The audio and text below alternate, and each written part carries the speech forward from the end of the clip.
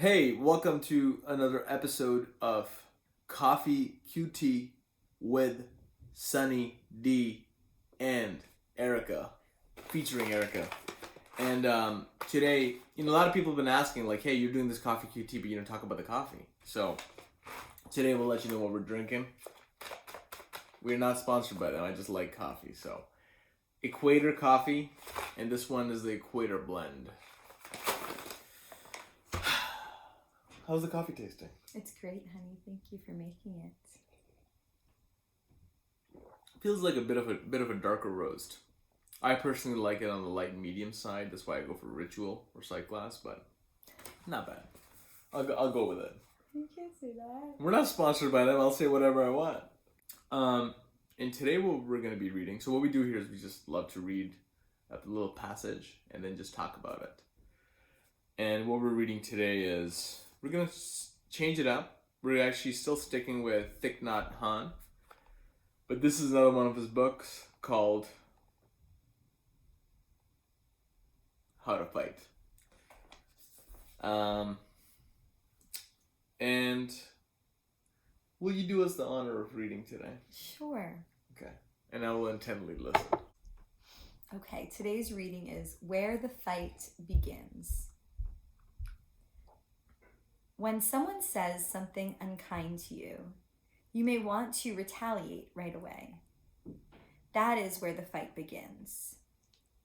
This habitual way of reacting creates a well-worn pathway in your brain. When you travel a neural pathway over and over again, it becomes a habit. Very often, that pathway leads to anger, fear, or craving. 1 millisecond is enough for you to arrive at the same destination, anger, and a desire to punish the person who has dared to make you suffer. The mind and the brain are plastic in nature. You can change your mind, your brain, and the way you think and feel. With practice, you can create new neural pathways that lead to understanding, compassion, love, and forgiveness. Mindfulness and insight can intervene, redirecting you down a new neural pathway. Read the last sentence again. Mindfulness and insight can intervene, redirecting you down a new neural pathway.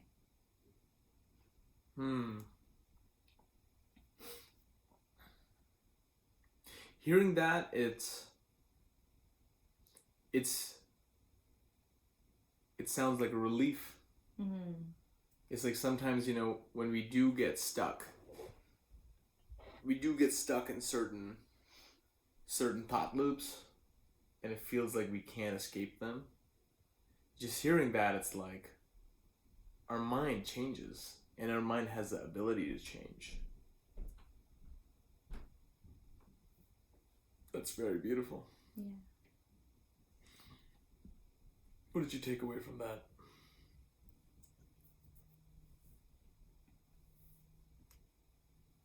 I liked the little picture. Oh, please show the little picture. I think this is a good visual. Yeah. And so it shows a fork in the road. And with mindfulness, like it said, it only takes a millisecond. So it gives us that millisecond extra to judge and perceive which direction we want to go. So to choose mindfulness or to choose anger. So we can choose love and forgiveness and understanding, or choose anger, or what are the other words that he used today? Desire, fear, or craving. So that we have that choice. There's that moment where we can fork one way or the other. And it's repeating that over and over again, that we build, that we almost like blaze the trail, right? That little picture, it's kind of like blazing the trail. So we can keep blazing the trail into kindness, into love, into compassion, into curiosity, understanding. Or we can blaze that trail to anger and hatred and fear And we have that choice every time, every second, with every impulse. There's that fork. So we build this path. Are you able to always execute on that choice? No. We're being very honest here, so thank you. How about you? Hell no. Hell no. Hell no. Yeah. But it's a good reminder to come back to that and remember that. I feel like just having that touchstone right now, as I go through my day, it will give me that mindfulness, that reminder to come back. Having that intention. And putting attention to that intention. And can I ask you what conditions help you to make that choice? Like in that split second when like I say something or somebody else says something that triggers you and the anger pathways are lighting up and you're just about to get angry or about to get frustrated or any of those uncomfortable emotions. What are the conditions in your day-to-day life that help you pick the mindfulness path? Oh, great question.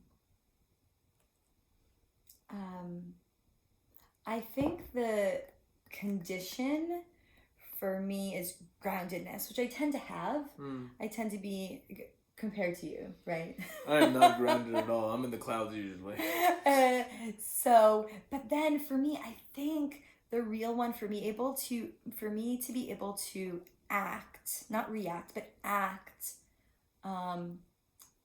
with right action would be spaciousness. When I feel a sense of space, I have a sense of ease. And then I have room to make decision. And it's when I don't feel time and don't feel space that I tend to react. What are the things that help you create the time and space? Yeah. I'm not putting you on the spot. I'll answer for myself too. I'm curious. So yoga, my physical practice, getting on my mat, creating actual physical space in my body. When I have that physical space, I tend to have that mental space. Also creating time in my day and time in my schedule for pausing, for stillness. And then I think the last thing is I love the idea of coming back little and often. So little short practices and reminders throughout the day to come back to this. So as I go through today, just coming back to this over and over again, visualizing that tree, visualizing that choice, where do I want to go on the fork in the trail? And just remembering that sounds so easy. It's like throughout your day, just keep remembering that. But it's actually so hard to be consistent with it. Yeah. Right? Yeah. I remember in Headspace, in one of the meditations, Andy was like, just remember the next time, like he set up a trigger. He's like, next time you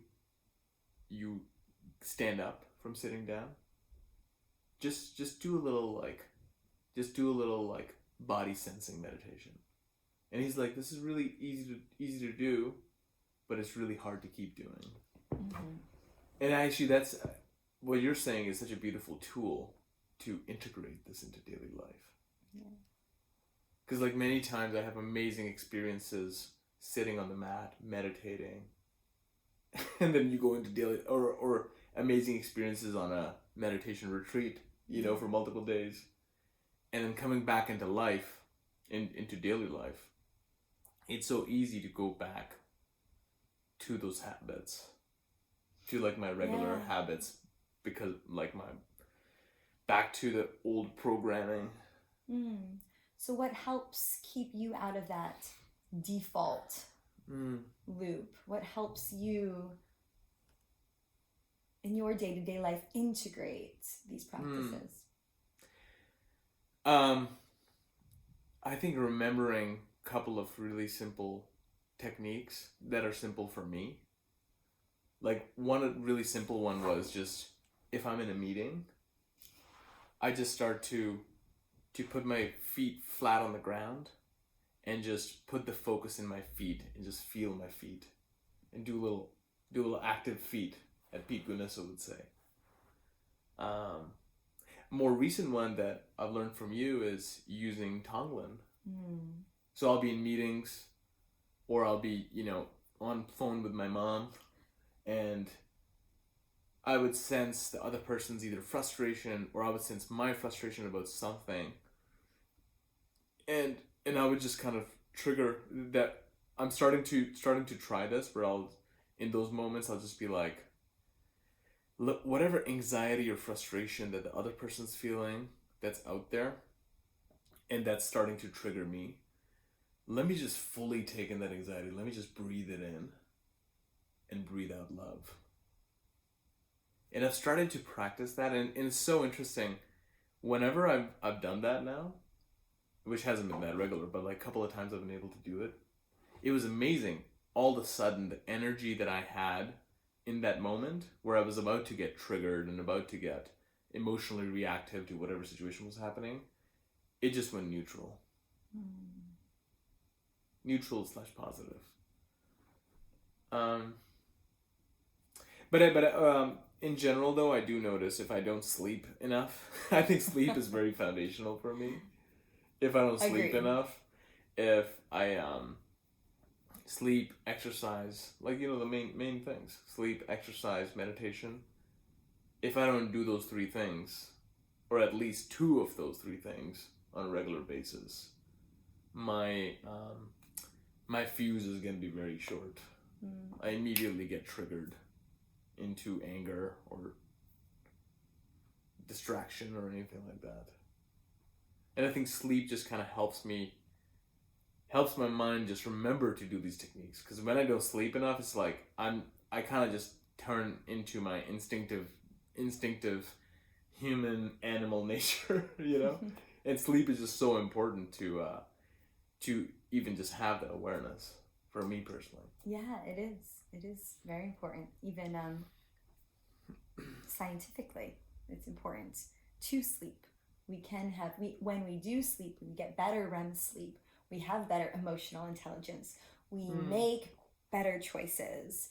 And we have better mental health. There's dozens and dozens, probably hundreds and hundreds of studies about that. So when we do sleep, we're better able to perform, for sure. Yeah. And relate and connect. Yeah. Sleep is super underrated in my opinion. I think now, so many people are talking about it now. Yeah. I personally have horrible sleeping habits. I'll just admit right here, right now, which I'm working on. But we do monitor our sleep. Oh yes. Get yourself a Fitbit. Shout out to Fitbit. Shout out to Fitbit. What you can't fix, what you can't measure. That's my motto. Okay. That I've learned from a bunch of other experts, but looking at the Fitbit, looking at the sleep, I'm like, oh yeah, I'm having horrible sleep. Sometimes it's not even just about the amount, it's about the quality. So good night's sleep helps us live our life wide awake. That and coffee. I love how we started from mindfulness, ended with sleep, but. And then came back to coffee. All right, it's 15 minutes, so thank you so much for listening. See you next time. See you next time. Bye.